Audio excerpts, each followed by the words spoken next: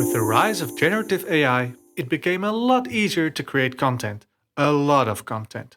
But is that what we need?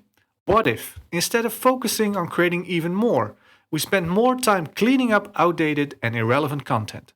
That's why we at the Newspring champion World Learning Content Cleanup Day on March 21st. Want to join? Then share your tips and tricks using the hashtag WLCCD. Good luck cleaning! Now that AI can write scripts for us, mimic our appearance and our voices, create video with no actual footage being shot, what really is the point of human beings like me? Or you? Welcome to The Learning Hack, a podcast about the people and technologies that are creating the future of learning. I'm John Helmer. Now guess what? Learning is cool. Learning is cool. Learning is cool. I'm learning. Learning is fun. Knowledge is power. Knowledge. Education.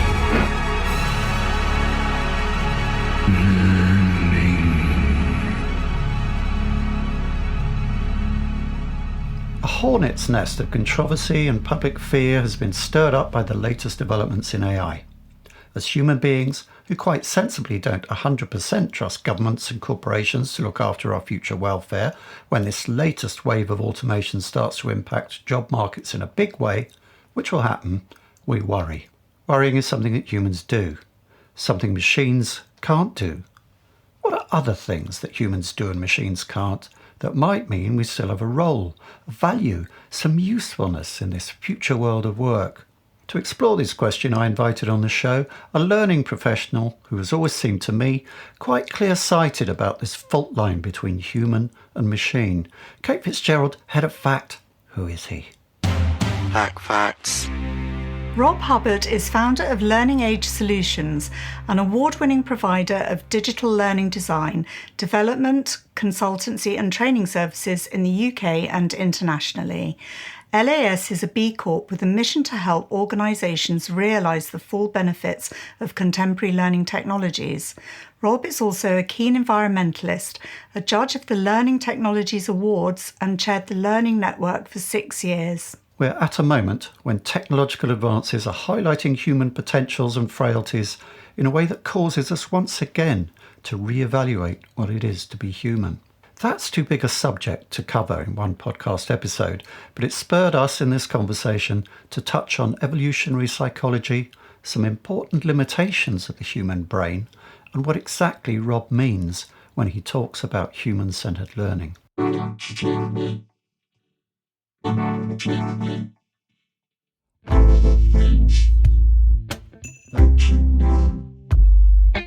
Rob Hubbard, it's great to have you on the podcast. Welcome to The Learning Hack. Yeah, hey John, thanks for having me. Rob, you say that you founded your company LAS in order to take a human-centered approach to skills development, behaviour change and improving people's performance at work. What's that mean in practical terms? And in what ways is it a distinctive and different approach? I'm slightly playing devil's advocate here. I.e., what would a non-human-centered approach to any of those things look like? Because they all surely involve human beings, don't they? So what's different about a human-centered approach? Yeah, so thinking about being a vendor organisation, which LAS is, most people form businesses to make money, which is fair enough. You know, everybody's got to earn a crust. And the way to make money really efficiently and effectively is to do the same thing again and again and get really good at doing that same thing. So you get economies of scale, you build your craft and that's what you do. Then in learning and development, what that means is any problem that somebody comes to you with, guess what? You've got exactly the solution. It just so happens this thing over here that we've got really, really good at doing, i.e., for example, the e-learning course. And you just do that again and again and again. Now, for me, that is producer-centered learning. And this is how learning has always been, you know, the idea of a lecture, whose preference it is, you know, I'm a lecturer, I know lots about this stuff and I like the sound of my voice. So I want to get up in front of people and I'm just going to tell you about it because that's my preference for imparting what I have to you. So the human-centered thing comes about where you try to understand the problem or opportunity that you're trying to address, the people involved, the context that they're operating within, the culture, the constraints of the project, and ultimately what you're trying to achieve, and designing a solution that achieves what that group of humans need to in the context that they're in, within the constraints of the project at that time and within that culture. So that's the kind of being human-centered bit. So it kind of comes from just being very curious and wanting to properly fix things rather than just put a sticking plaster on it. Another course. We get these opportunities coming in where people want us to redesign a course that they've had for donkey's years, which isn't achieving what they want it to achieve. They think the solution is to add some more pixie dust to it, some of this cool new technology. And very often it's the case that the course, the training program, whatever it was, the learning experience wasn't the right way to solve that problem for those people. They haven't been human-centered. They've produced the thing that's their preference to produce. I take your point that the industry can be very much of a supply side thing. We got these courses, we got these methodologies, we've got these 4-box matrices that we want to kind of sell to people. So that's the way we come to it. On the other hand, to turn that round on you a bit, people want to know you've got some answers. You're not going to kind of make it up as you go along all the time. That there is something that comes behind this. And I'm leading into another question here, which is, I know you bring evolutionary psychology into your practice. What elements of evolutionary psychology come into skills development, behavior change, would you say? Because that's where there is, there's kind of existing knowledge, practice, research, and so on. How does that work? Well, just before we get into that, just to pick up on people wanting you to have answers. And we do absolutely get that all the time. It's like, somebody speaking to you, what do you mean you don't have the solution? I've been talking to you for 20 seconds.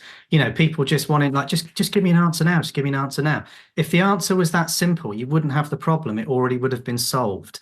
The world is more complex than it's ever been. Organizations are more complex than they've ever been. People's workloads are higher than I've ever known them in all the years I've been in the industry. And these simple solutions, which are, here's my solution, everybody, here it is. This is the solution that's right for you. I think that's incredibly arrogant. I think it's far better to try and be human-centered and design something which is actually going to shift the dial on that. And you may not get it right first time, 100%, but you might get it 60% right. And then if you can identify that and evaluate that and observe what could make it better, then you can iterate and improve that. This all comes back, is this sort of curious problem-solving mindset that I have from my background as being an engineer. But to pick up on the kind of evolutionary psychology side of things, this is the idea that the brain has evolved the same way that our bodies have over millions of years. So, the kinds of things that we draw upon are attention. What do we humans pay attention to? So psychologists talk about the 4 Fs. So fight or flight, which are kind of two sides of the same coin. There's some kind of physical threat to us. We either need to respond aggressively to that or we need to run away. Food, so what's going to give us sustenance, to give us nutrition so that we're strong, so that we can survive. And the 4th F is politely fornication. You can probably guess what the actual other F is used for. But things that relate to basically procreating, having offspring and furthering our genes. So our brains pay automatic attention to stimuli in those 4 areas. And you can think of this, think of any adverts that stick in your mind and experiences that stick in your mind. They're usually hitting one of those 4 areas. Now, unfortunately for us in corporate learning, that means most corporate learning, if not all corporate learning, to the brain is dull. It's boring. It's really difficult to pay attention to these things. So we need to find other ways that we can do that. Now, for better or worse, our species is at the top of the pyramid. Basically, we are the kind of alpha predator on the planet, and we've not done that because we're the biggest or the fastest. We don't have the sharpest teeth. We don't have big claws. We've done that because we can collaborate with others en masse, which means that the sum of a group of us together is more than the parts alone. So as part of that, we are highly tuned to kind of pick up on the emotions of others. If you've ever walked into a room and felt there's a weird atmosphere in here, or it feels slightly charged or a bit kind of on edge. We can pick up on things subconsciously before we kind of consciously realize those. We have our antennas open. We're designed for connecting to other human beings. And one of the ways that we do that is through emotive experiences. So yeah, making things more emotive, using techniques like storytelling, making learning more social. These are all techniques we can use. I mean, this for me is the great failure of the traditional e-learning market. This idea of learning management system plus e-learning module, and that is all that thou shalt be.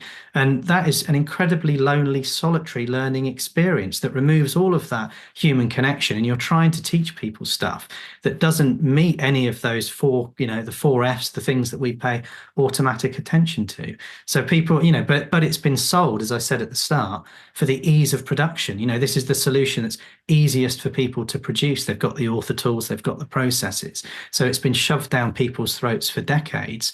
But for me, there's a very small number of problems or opportunities that a traditional e-learning module solves or meets. There are many other different tools that we can and should have in our toolbox as L&D professionals to deploy as needed. Some of them are learning tools, some are communication, other around process and ways of working, others are kind of looking at the technologies that people have. So it all kind of fits together there. Talking there about the interface between, humans and machines, which, obviously this has become progressively in a kind of boiling frog way more and more about what the job is about, isn't it? And it seems we're at a moment where the human limits of human skills and cognitive ability are being questioned, or at least they're being thrown into relief in relation to what looks like new and powerful AI technologies, uniquely new and powerful, it seems. So how are these questions impacting on our view of humanness? We can talk about attention, we can talk about memory, we can talk about emotion. It just seems to me the more we think about how we work alongside AI, the more the differences come up, and these things such as attention and care and emotion become big questions. As in, are they always useful to us? Do they hold us back, or how do we fit together with the machines? Depends if you view our part as a small cog in the machine, just there to do our part, or as kind of more than that. Really, I mean, I think it's interesting things that I'm observing, like music, for example. The cost of music, streamed music, to all intents and purposes, is basically zero. You can get it off the internet, off streaming services. But if you want to go and see music live and have an experience which is never to be repeated socially with a whole group of people, you pay hundreds of pounds for the privilege of doing that. It's a really kind of, it's an amazing experience, and you get so much more than just listening to the music. You can digitally, you can go and hear that piece of music played perfectly every time. You could watch a video even of those people performing it, even at a live concert. You could watch a video of that with headphones on. You get a certain level of immersion there. But what you won't get is that one-of-a-kind experience with a whole load of other human beings.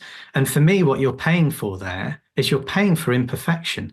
And I think that's what we'll come to value more. To be human is to be imperfect. Digital is the way that we can get perfection. Things can be made incredibly perfect using various digital tools and emerging technologies.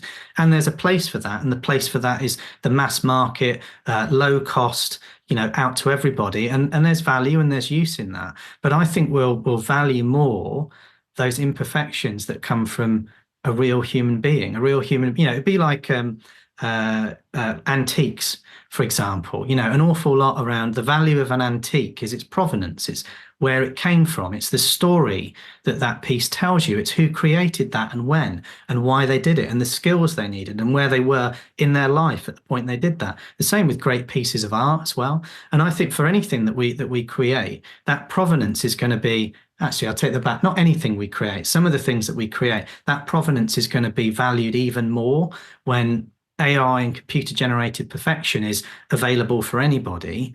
That one of a kind. I'm going to see the band The Smile at the start of next month. It's Tom York and Johnny Greenwood from Radiohead, one of the best drummers I think that's around at the moment. playing with an orchestra. I mean, that is just going to be absolutely mind blowing. I can watch that on YouTube. I can listen to it on Spotify. That is going to be a million times more impactful experience on me personally because I'm there sharing it with other humans. But So is that just about imperfection? I mean, if something's out of tune, it doesn't sound very good. I mean, you don't necessarily want music to be perfect because, perfect is the enemy of the good and all the rest of it. Isn't it more kind of about connection, authenticity, the kind of communal sense you get at a concert of experiencing emotions along with a lot of other people who are having very similar emotions, and that whole kind of vibrating sensory experience of a concert. It's got to be about more than imperfection. It is about more than imperfection. You are right, but I wouldn't kind of devalue the imperfection or think that it's necessarily a bad thing. If you went along to a concert and they were playing very badly out of tune, fair enough. What you're looking for is different interpretations, different kind of emphases on different parts of the music. I've started playing at jam sessions now. So I was a drummer for many years when I was younger. I was in lots of bands, and that was a really big part of my life. But then with the business, with young kids, life was too busy to be able to do that. I've started going to these jam sessions. A load of middle-aged musicians get together and we just make stuff up, and there's loads of imperfections and bits that sound a bit weird and cranky and bits where people are out of tune. But then there'll also be bits where we all come together and play something that just sounds pretty bloody amazing, frankly. And those imperfections and the journey of getting to that is all part of the experience. We're not playing other people's music. We're not going along and playing cover versions, for example, other people's tracks. We're making it up as we go along. I mean, I think that's a really good metaphor for working these days. We all have skills and abilities, and then we come together in these teams and we work on these projects or work for these organizations. And you're improvising. You had a podcast on this. Yeah, so you're making me think of our last episode with Belina Raffi talking about the skills of improvisation, and that's very interesting, I think. And we have potentially have a guest coming on to a couple of guests coming on to talk about uncertainty as well as being an important thing. So to kind of bring it back to evolutionary psychology and just chuck another ology in, neuroscience. We're talking about attention, particularly. We've come to learn a lot about the way that human attention functions for good and ill. There was some interesting stuff from Hannah Critchlow I heard on a podcast of people who like numbers. The human brain is made up of 86 billion nerve cells joined together by 86 trillion connections. Information is constantly coming in. So, you walk the street or you're at a concert listening to music. It's thought that 11 billion bytes of data per second is reaching our senses every single second. But we're only consciously aware of something in the region of 30 to 40 bytes of data per second. I mean, this is kind of reducing it to numbers, but that kind of contrast, 11 billion bytes coming in, only conscious of 30 to 40 bytes. Our attention is incredibly selective, isn't it? Yeah, it has to be. Yeah, and John Vervaeke, can I pronounce his name, says that's our superpower, that selectivity, but it also tricks us all the time because every time we, our ability to kind of focus and ignore large amounts of what's going on around us is our power to being focused. Focus is something you must deal with a lot as a trainer, trying to get people to be focused. But at the same time, it kind of does open us up to self-delusion in that we ignore stuff all the time. And often not till it's too late, we realize we've been ignoring terrible things going on around us, on the news or whatever, and just not being conscious of that. So that kind of two-edged sword of attention is something that is uniquely human and machines don't have. To link that into what you were just saying, I think what we're doing when we're improvising is playing with that kind of muscle of attention, because you have to listen very carefully to what other people are doing and respond to it. It's a way of kind of broadening us out to improvise. I mean, does any of that resonate? I mean, there are some humans that can't do that filtering. People who are on the autism spectrum, this is one of the issues that their brain doesn't kind of filter stuff down. They've just got huge amounts of sensory input coming in all of the time, and it's or else they imperfectly, by our standards, filter it, because there must be some kind of filtering going on. But the confusion of that is emotionally overwhelming. And absolutely, very debilitating. So we absolutely have to focus on things. Otherwise, we wouldn't be. It's back to the things that we pay attention to, and there's also the Sadgad's 4 Darwinian drives. To survive, to procreate, to reproduce. The third one is kin selection, so prioritizing protecting people who are part of our kin, part of our family. And the fourth one, which I find very interesting, is kind of altruistic giving, the helping of others, because we operate within a society, and if we help others, then they're more likely to help us. But you can see how we need to, just to survive, we have to hugely prioritize the things that we pay attention to and that we take action upon. The things that we're more likely to pay attention to is things that are unusual, because those could be a threat. That's something that we haven't seen before. We don't understand that. That's something new. Is it a threat, or is it a resource, or what is that? So we kind of pay attention to those. But yeah, the kind of creative idea of opening your attention out to things. I think that there is, we do a load of teaching around creativity, and the process that I use is the one that John Cleese recommends. And this is where, first of all, you immerse yourself in whatever the thing is that you need to do. So you spend a period of time, hours or a few days or whatever, really focusing on that, and you let ideas come and you kind of capture them as they do. And then you back off for a while and you do something else. And he describes it as just letting your mind gently kind of rest against something, rest against the problem or the opportunity or the task you've got to do. And then you capture ideas as they come, and you give yourself time and space and headspace to do that and revisit to generate those ideas. Now that's not necessarily something that you're doing with other people. So, I think for me, creativity, I can be very creative with a group, but also I can be very creative on my own. I find what works best is combining the two at various stages of the creative process. And also I'm kind of opening myself up to other influences and closing myself down at different times. So if I want to generate ideas for things, usually I like to do that first of all, just with the thoughts that I come up with. Then I like to work with other people. Then I like to look at what other people have done, what other solutions there are out there, so that I'm not kind of piggybacking or jumping on something which solves a problem which isn't quite the one that I'm trying to solve. So it's that kind of diverging and converging kind of approach. But then for that kind of the iterative, creative improvement of something, which is where you kind of, you mess with it and focus on it much longer than anybody else would. It's quite good to be a bit kind of closed off from the outside then, and inward looking and inwardly focused. So yeah, I'm not sure that relates to opening filters and letting more information in. I think it's more kind of purposefully directing attention at different things, whether that's kind of very specifically on what you're working on, or things that are a kind of broader sweep outside for inspiration. The Learning Hack podcast is supported by Learning News, the learning sector's newswire. Rob and his team are good friends of the podcast, and we really value the help and advice we've had from them, and they do a great job. For the very latest news from around the learning sector, for interviews with learning leaders, the latest from learning sector vendors and features on workplace learning, go to learningnews.com.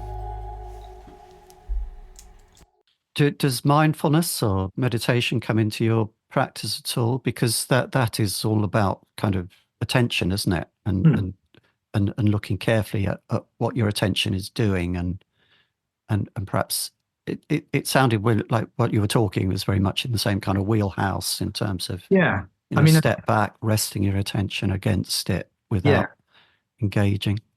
Yeah, I mean, I did meditate for years, and it was so successful that I just stopped doing it. It's one of those stupid things that this is great. But I do try to just have like quiet time. I mean, I get a lot of joy observing one of our cats. She's very good at just sitting and looking, just looking at stuff, not thinking of anything. Well, maybe she is. Maybe she's hatching like, well, domination plans or whatever. But it's that kind of quiet sitting, not really thinking of anything, not really looking at anything, just kind of sitting there, which I know I'm not kind of purposefully trying to meditate when I'm doing that. But what you are doing is clearing the clutter out of your mind. I mean, we do on one of our programs that we run, we're doing this longitudinal study on people's creativity. So we've had, I think it's like 93 people now have responded to a survey about creativity. Then we analyze the survey results actually live in the session.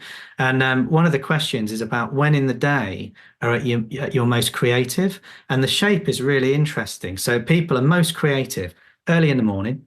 Then creativity dips down basically in your working hours.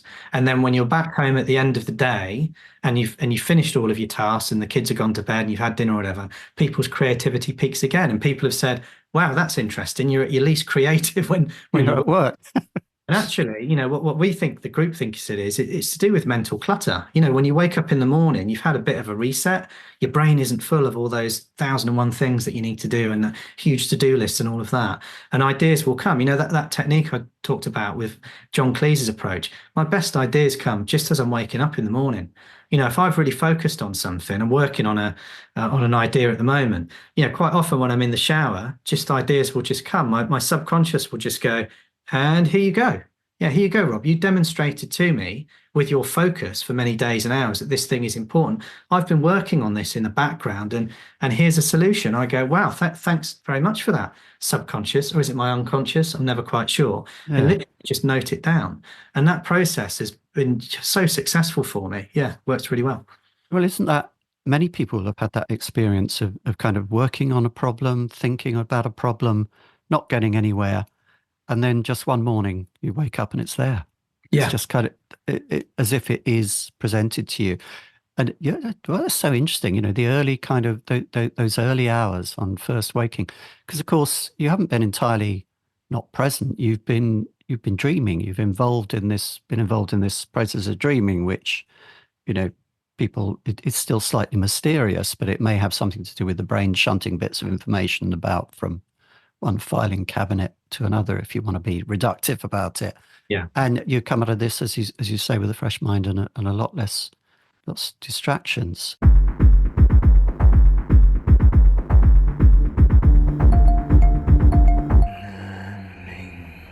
Can I kind of pull you back to that idea of the compare and contrast job with how machines think that we all have to do now? The value of humanity in the workforce for a long time, as there's been a progressive process of automation throughout history, is that machines have tended to take over the grunt work, the kind of simple and manual tasks. Mm. And as this goes on, we kind of, as they take over the lower floors, the humans move up to the upper floors. And okay, the machines are doing all the difficult stuff. We can focus on being creative and using our wonderful powers of thought. Well, now the machines are up there in the top floor with us and showing that they sometimes are better at judging things and noticing things and so on than we are. How are you, in your practice, how are you dealing with helping people through the readjustment that inevitably causes to, that machine thinking now comes to play a part in running an organization? Yeah. I mean, although you can achieve perfection with computers, you can always incredibly quickly now achieve absolute rubbish. And the difficulty is the absolute rubbish is increasingly difficult to tell from the stuff which is actually really good, because it looks just as good as the stuff that's really, you can't, it's difficult for people that haven't been doing this for decades or are using the stuff for real to know that actually what it's teaching is a load of dross. I was quite disheartened to see a LinkedIn article from somebody in the industry that I'd hope would know better and that I really quite respect, that was talking about their new product and talking about learning styles. And it's like, okay, you've clearly not written that. So either that's a machine or somebody junior has written it and it's just kind of gone out without you thinking about it. And to the uninitiated, they would see nothing wrong in that article at all. That's kind of, reinforcing these myths. So, I think one of the roles of the human is to be to learn your craft so that you can be discerning, so that you can spot when something is very convincing looking rubbish, basically, and be able to identify when actually that's only 60% good enough. And in this instance, we need 90% good enough. And, we've developed the skills and expertise to move the dial by that 30%. Now, the real challenge is that the way that you learn that craft is doing your time in the trenches, working your way up, doing the basics, doing all of that kind of mental grind work. Now, if those stepping stones to achieving that mastery have been automated and removed by technology, how do you get there? Yes. That's the really challenging thing, that you've got these kind of career pathways that existed before, and the way of learning your craft. I mean, just to go back to music again, if you look back on any musician or any band that have been successful, every single one in their origin story have something where they just played 3 gigs a day for like 9 months or a year or whatever to learn their craft and get really, really fantastic at it.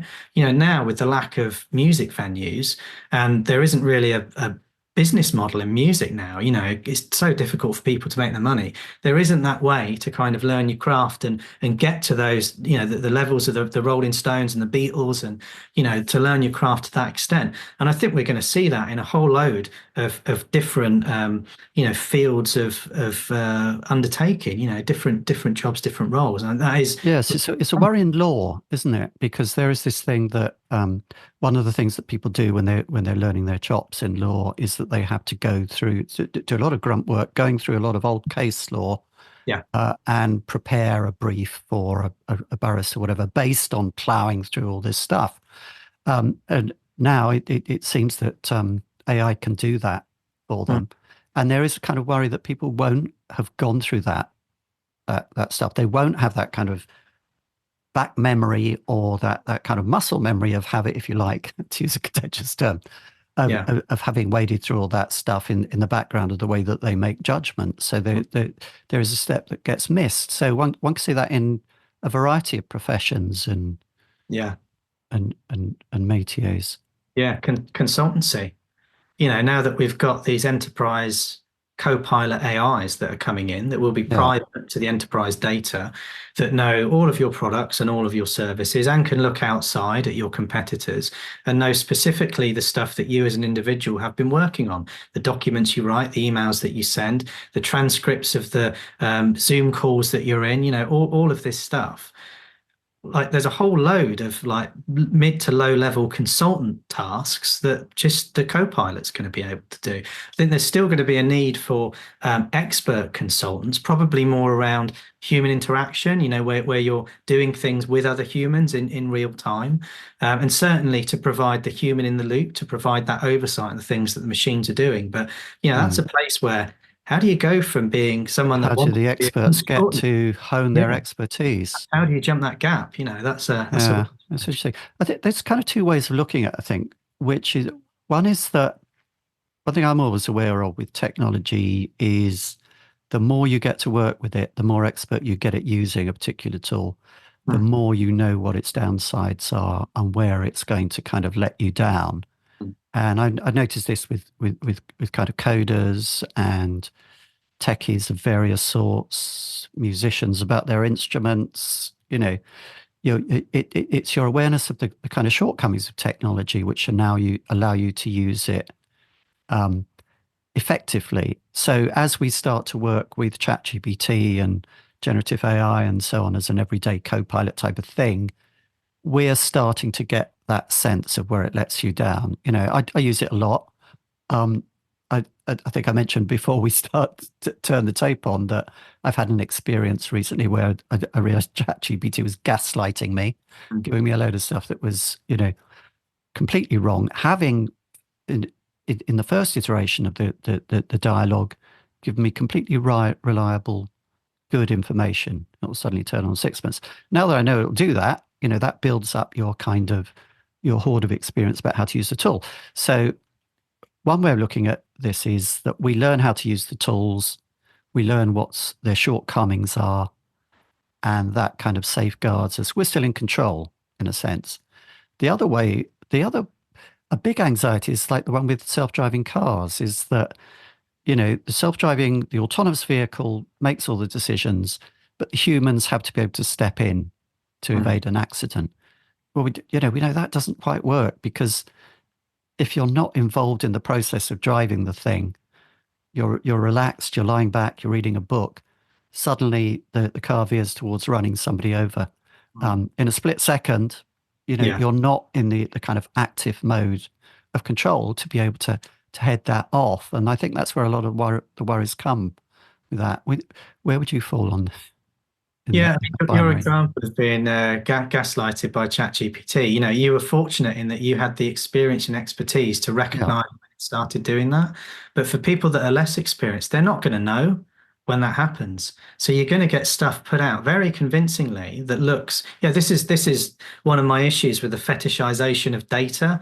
Everybody's going nuts for data. This is our new roles in humanity. We're data cows. That's what we exist to do. Generate data for other people to use. Apparently it's for our own good, that we track literally every step, every heartbeat, every exercise that we do, brushing our teeth, sleep, all of this data. Where does it go? Well, it's used to sell stuff to us. We've looked at this, in our projects, we undertake user research. So we have traditionally manually analysed that data, had a real human looking at that data, looking for patterns in the user research data and surfacing insights that we then base our recommendations and whatever we go on to build based on that. So that's a really good use case potentially to get AI involved, because we could have a much larger data set that we access. We could use AI to analyze that data and to surface insights that we could base design decisions on. But if that data is flawed, so if it's excluded people from the audience that should be in there, maybe it's people with disabilities, maybe it's women, those are two groups that are largely ignored in data sets, then that we could have very clever people asking exactly the right questions of a very clever AI with a huge, great big data set, which will then give us emphatic answers that sound very convincing that are fundamentally wrong because they are biased because of the data set that it's working on. This is my big fear, and why I think that we need the human in the loop, and we do need the people with that expertise like you had with ChatGPT to know, that's bullshit, that is, you're making that up now, and I know not to trust that. But as we discussed just earlier, getting to have that level of expertise now, where those intermediate steps have been removed, how are you gonna get there? You're gonna have lots of inexperienced people using this stuff. Very clever computers always right, spits out these results for you, which sound completely plausible, and you base business decisions on, strategy decisions on, hiring and firing decisions on, all of this stuff, and it's just fundamentally wrong. That's a real challenge. It's making me think of the postmasters scandal. I mean, this is a very UK based thing, but people in other parts of the world may be aware of this because it is an enormous scandal. It was the overdependence on the Horizon system that the post office had put in the initial phase of it. I mean, the later phases of it, the cover up. There's just wickedness and evil involved in that. I don't see how you can really say anything else than that. But the early part of it, there was some genuine overdependence on the technology. People felt the technology couldn't be wrong. That's right. And I think that's where we're heading again. That is the issue, that we will be our lives. I mean, I was just creating a graphic before this. I've got this. I'd like to get a T-shirt printed up with "Slave to the Algorithm," because that's kind of what we are now. There's going to be so many aspects of our life, many of which are already decided by AI, and this stuff is all in the background. It's all in the back office. We don't know why suddenly we're being turned down for credit for whatever reason, or why we haven't been shortlisted for that job interview. Because it's this black box approach to it, and I think it's really tempting not to have the human in the loop, because to have that rigor, A, you need a really experienced person, and B, it's a lot of work to do that. To be able to do that, it's really tempting just to go, oh, computer says this, computer's really clever, algorithm's really clever, let's go with that. And there are kind of huge societal risks there. I mean, I do kind of despair somewhat of LinkedIn. Because the stuff that you get on there around AI, it's so kind of like, it's at two ends of a scale. One is like, it's going to be amazing.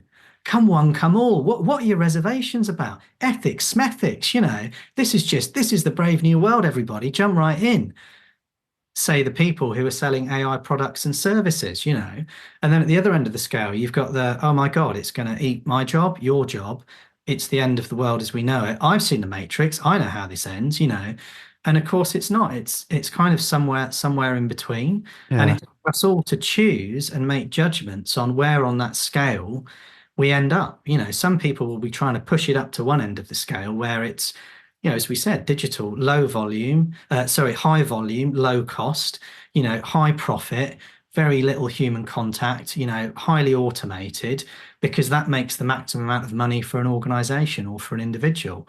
At the other end of the scale, you've got the stuff which is much more kind of high touch, human contact, less scalable, and I would argue more human.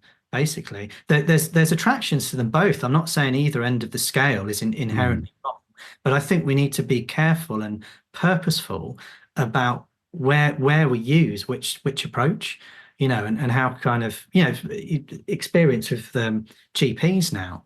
The doctors, they do an incredibly difficult job, but their job is to be an encyclopedia of everything you could possibly have that's wrong with you, and to remember all of these articles and all of these different, ailments that people have had, and all of these different studies. And it's like, wow, first line GP, that's an amazing job for an AI. But actually, if I was going in with something I was genuinely worried about, I want to see a human. I want to see a real human in person in the same room. I want to walk in. I want them to be able to talk to me and see how I'm doing and ask me how I'm doing. And there is a hope there that we can shift some of the burden for the little easy kind of automated stuff and use the technology to do that, but then keep the human there front and center, not just in the loop, front and center for the really important, impactful stuff. But it's just, there's always these pressures of like, make more money, save costs, more efficiency, that tends to push it to the automation end. And I think we need, as a species, we need to be very kind of mature in the way that we approach this stuff and not just run after the money. Yeah, that's what I hope. So vigilance is needed there, I think you're saying. What other advice would you give to somebody who wants to maximize their usefulness in an organization today, if we're going to put it that way, given the likely impacts, as you see it, of current technology developments on the way we work? I mean, is it we constantly having to be vigilant, listening to experts who know enough about how the stuff doesn't work? What kind of advice do you give? You've got to use the tools. Not using the tool, it's just not an option. If you can't just get afraid and back off and say, no, I'm like the people who say, no, I'm not doing social media anymore ever because it's too horrible. And you can't do that. You have to kind of take it on your terms. I mean, I have this battle with social media. I fundamentally think it's overall a really harmful thing to our society. However, it's a huge means of communication. It's one that I have to engage in, but I kind of try and do it on my terms and try not to get too caught up in it. But yeah, you can't just put your head in the sand and ignore these technologies, because if you do, then you're going to get sideswiped by it. I think you need to approach it in a human-centered way, understand the implications of using it, learn about, as you say, what's it good for and where is it weak, and try and kind of plot your course. Because if you don't, then you're going to get the rug pulled out from underneath you. And the other thing is thinking about people's career and even what they study. We've got, our boys are 15 and 17 now. One's off to university, one will be in a few years. But thinking very carefully about actually what they study, what topics. And I sort of hate that. I hate that they can't just go and say, you know what, I want this particular subject is just the thing that I'm really passionate about, and that's what they do. It has to be a very kind of transactional, like, right, okay, it needs to be something I can get a good job doing. It needs to be a good investment of their money to do it. And it's going to have an effect on the arts, really. It'd be really interesting to see the change over time of the numbers of applicants for different university subjects, and that gives you a bit of a kind of view of where things might be heading. But yeah, you've got to use the tools. That's happening already. I mean, we do hear reports of this, that kind of like English literature is going down and so on. Yeah. It's having an impact that you're completely right. That very kind of career orientated idea of what education is for is tending to drive certain subjects to be kind of pushed to the margin. Yeah, and we're yet to find this nirvana where, I'm sure the people that brought the looms in said, no, it'll be fine because we're going to save you all of that dreadful, dangerous, noisy, difficult work. So you can just like hang out and go boating, maybe sip some cocktails or whatever. And with every new bit of technology that comes through, that's how it's sold to us. That's what we're told. When are we going to reach that nirvana? Yeah, but you're making it sound like that's very kind of, the capitalists come in and they say all this stuff, and this is going to say, make life a lot easier for you. The people who have perpetuated that myth of how machines are going to make us into the Eloi and we'll sit by the riverbank sipping cocktails have tended to be on the progressive side. Oscar Wilde was one of these people, at the turn of the century, saying machines are going to do all the work. And we're just going to kind of swan around in velvet jackets, making great art, And that theme has been repeated again and again. But it does tend to come from the progressive side rather from the capitalists. Capitalists just say, well, here's some work. Here's loads of money. Don't you want to do it? Yeah. I guess maybe because the progressive side, that's the lifestyle that they yearn towards. And they don't want to be kind of doing the Guardian reading graduate Ramonas. Yeah. Like you and me. Yeah, like us. But I think what a time to be alive, honestly. Yeah. I can remember when the internet appeared, and look at us now. It is kind of mind-boggling, really. I'm a lifelong fan of hard sci-fi, so I don't know if you're familiar with that. So it's not like laser guns and Star Wars and things like that. It's about, it's a way of I think of it as like future philosophy. It's kind of extrapolating from what we've got and thinking, well, what Give us if? a few examples. You talk about Ursula Le Guin or Yeah, The Expanse or Expanse, Foundation.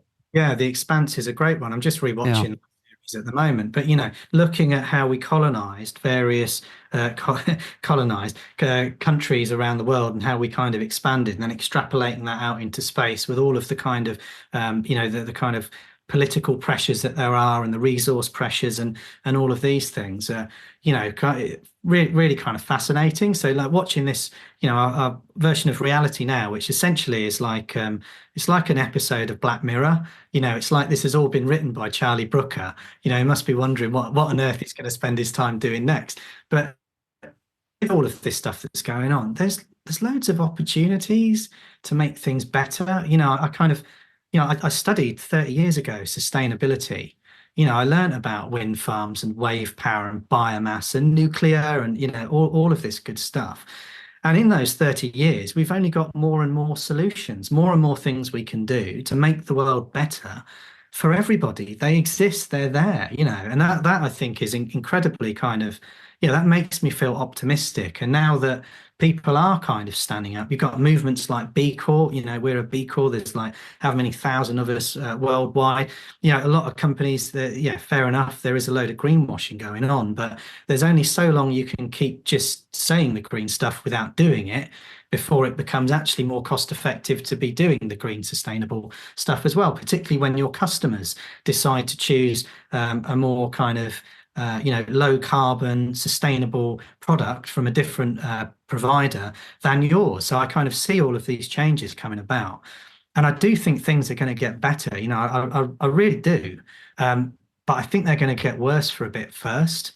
And I think it's going to be a bumpy old few years. But I think that good sense and good people and good judgment will win out. And it's amazing that we've got the tools that we've got now, that this stuff can be amplified and it can be done. And I think we are beginning to see a shift in the dial on it. So, yeah, I'm kind of quietly optimistic. I'm also very cynical of, things that are presented to me as like, this is the next amazing thing. This is this is what's going to save us all or whatever. But yeah, quietly optimistic for human nature, I think.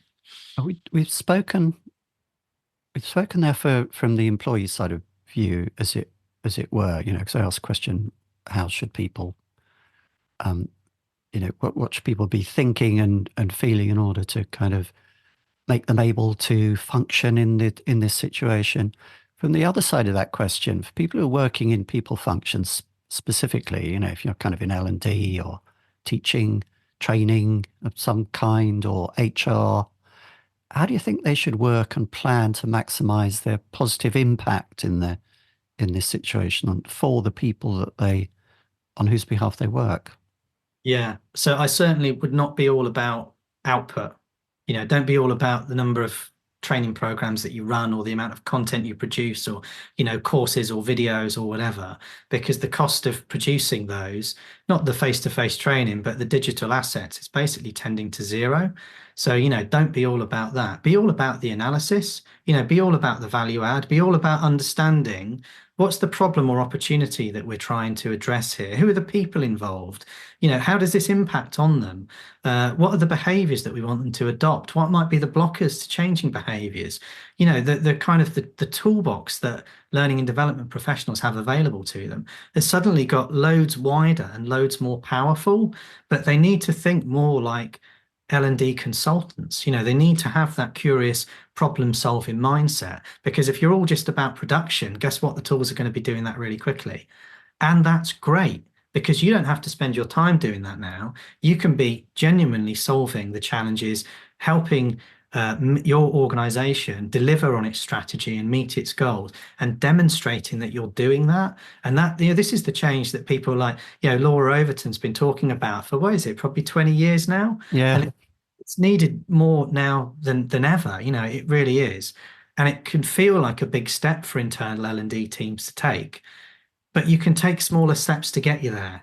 And I think that really is what you have to do. Don't be about the output, be about the problem solving, be about the analysis, and then the output is whatever the output needs to be. And the tools can help you make that output even more quickly than ever before. But make sure, I wrote something on this the other day. If you're doing a large scale learning project, particularly digital learning, the biggest cost to that is the time cost of people going through it. Okay, you might be able to, I saw this awful advert on LinkedIn for a video tool, generative video tool, where a supposed user said, this is just going to be amazing for us. We've got 300 PowerPoint slide decks that nobody looks at. Now I can really quickly create those into 300 videos. It's like... That nobody looks at. Don't do that. Why not try and work out why nobody looks at those PowerPoints? Are they out of date or not relevant or not pitched at the right level, or is the language confusing, or don't they, give people why aren't people accessing that? Design a different solution, Lastly, who and where do you go to for your own knowledge and information and learning? Who do you look up to and who do you look out for? Yeah. I tend to look outwards, really. So I love attending conferences and events. I tend to find I get the most from the keynotes. I take tons of notes when I go to these things. I do reams and reams of digital notes. But I also go along to these events with specific questions in mind that I want a kind of view on or an answer to. And I spend my time when I meet people, I just ask them those questions. So I always come away with a whole load of really interesting stuff. Also, there's just the people that you just sort of bump into and you get chatting about and, can kind of change your mind. So within L&D, much more the kind of conferences and attending those. LinkedIn, not so much. Everybody on LinkedIn is selling something. They're selling their company's products or services, their products or services, or them as an individual. Or their podcast. Yeah. Sorry, mea culpa. Or whatever. And that's fine. It's a sales and marketing platform, that's okay. But I find the fact that you have to, everything that you read, you have to go, so who wrote that and what's their interest in this thing? And then you have to view it through that lens. I find just quite tiring. I mean, it's also, you spend too much time on LinkedIn, it just makes you hyperventilate. It's like all this stuff like AI this, AI that, and oh my God, it's like we all need a kind of just some sort of refuge. We can all come together and like talk about kittens or something, to have a bit of refuge from that. So yeah, not really LinkedIn, but I do go to like the How to Academy talks. Do you know those? I've heard of them, yeah. Yeah, so they're kind of like longer form TED talks. They tend to be presentational. They're around about half an hour. Basically, everybody there is selling a new book, but they are kind of literally world leading experts in all kinds of different fields. Really interesting. So those are brilliant. Get a lot from those. And then I read books really slowly. I don't read a great deal, but I read kind of like carefully. I try to read a little, think a lot, try to join the dots. That's basically it. Yeah. What are you reading at the moment? I'm reading a book by Professor David Nutt on all of the kind of medicinal benefits and the ways that hallucinogenic drugs and what are currently illegal drugs and substances, how powerful they are, and sort of understanding why all of the research on that was shut down by the states in the 60s, largely to do with the Vietnam War and the protests against that. And just all of that, they're now starting to free things up a bit, and they're starting to use these various compounds to treat like long-term people with PTSD that haven't responded to anything else, people with long-term depression, people with substance dependency, and it's absolutely fascinating because that really gets into how the brain works and how these substances basically let you it defrags the brain, and then with guidance from a professional, you can break these harmful cycles of thought. You know, a lot of harm is done to individuals where they get stuck in these cycles of thought, which can be negative self-talk or things about them or their behaviors or whatever. Taking these substances with guidance is a way that you can break these cycles and reprogram them, you know, redefine what those should be. And it's been incredibly helpful to a lot of people. And now they've got, well, I say now, they've had the evidence for years, but now they're starting to free up the ability for people to use these. So, you know, that's all to do with the brain. It's all to do with behavior.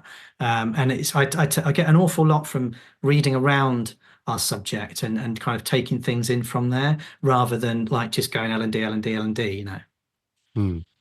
Interesting. Microdosing as we speak. Actually, no, I'm not. I have worked with people who are microdosing there. It could be a bit alarming. Thank you very much for that, Rob. I feel we could talk all day, and I hope we'll have a kind of part two at some point, and I hope to bump into you on the conference circuit at some point this year and the next year. Thank you very much for that. It's a really interesting discussion. Yeah, cheers, John. I enjoyed it. Real pleasure. Thank you. That's all on the Learning Hack podcast for this time. Many thanks to our guest and to our sponsors. The Learning Hack is among the top 5% most listened to podcasts globally, according to Listen Notes, we found out. But it depends for its existence solely on sponsorship and your Patreon contributions. If you want us to continue holding these excellent conversations about learning, it's you who said they're excellent, not us. Let's have a chat about your company sponsoring. Or sign up to patreon.com/learninghack, and for a piddlingly small amount of money, get transcripts, text summaries, and early access. Keep us alive. Until next time. Stay curious, learning people.